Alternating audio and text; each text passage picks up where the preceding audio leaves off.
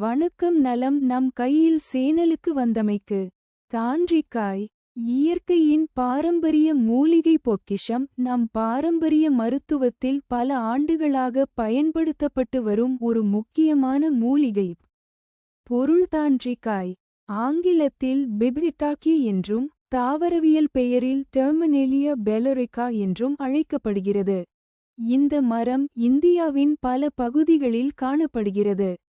குறிப்பாக இதன் பழம் பாரம்பரிய மருத்துவத்தில் முக்கியத்துவம் பெற்றதாக கருதப்படுகிறது. தான்றிக்காயின் முக்கியமான சிறப்பு என்ன தெரியுமா?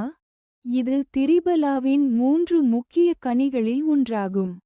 திரிபலா என்ற பாரம்பரிய தயாரிப்பில் நெல்லிக்காய், கடுக்காய் மற்றும் தான்றிக்காய் ஆகிய 3 கனிகள் பயன்படுத்தப்படுகின்றன. பாரம்பரிய ஆயுர்வேத மற்றும் சித்த மருத்துவ பயன்பாடுகளில் தான்றிக்காய் குறிப்பாக செரிமானம் மற்றும் சுவாச மண்டலத்துடன் தொடர்புடைய சில பயன்பாடுகளுக்காக குறிப்பிடப்படுகிறது. இதில் பல்வேறு தாவரச் சேர்மங்கள், குறிப்பாக டானின்கள் மற்றும் பாலிஃபீனால்கள் போன்றவை இருப்பதாக ஆய்வுகள் தெரிவிக்கின்றன. அதனால் தான்றிக்காய் பற்றிய நவீன ஆய்வுகள் அதன் ஆக்சிடேட்டிவ் ஸ்ட்ரெஸ் மற்றும் அழற்சி தொடர்பான செயல்பாடுகளை ஆராய்ந்து வருகின்றன. ஆனால் ஒரு முக்கியமான விஷயம், தான்றிக்காய் ஒரு பாரம்பரிய மூலிகை பொருள் என்பதால் எந்த நோயையும் தனியாக குணப்படுத்தும் மருந்தாக இதை பார்க்கக்கூடாது.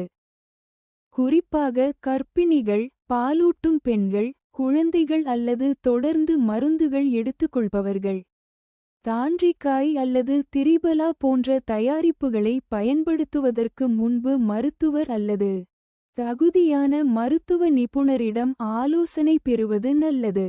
மேலும் மூலிகை என்றாலே அளவுக்கு அதிகமாக எடுத்துக்கொள்ளலாம் என்று நினைக்கக்கூடாது.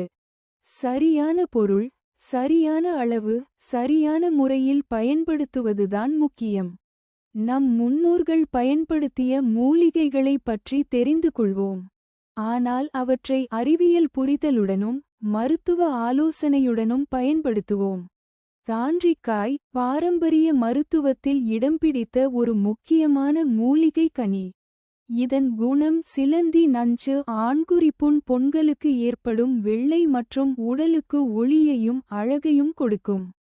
இது போன்ற இயற்கை மருத்துவ தகவல்களுக்கு நலம் நம் கையில் சேனலை தொடர்ந்து பாருங்கள்.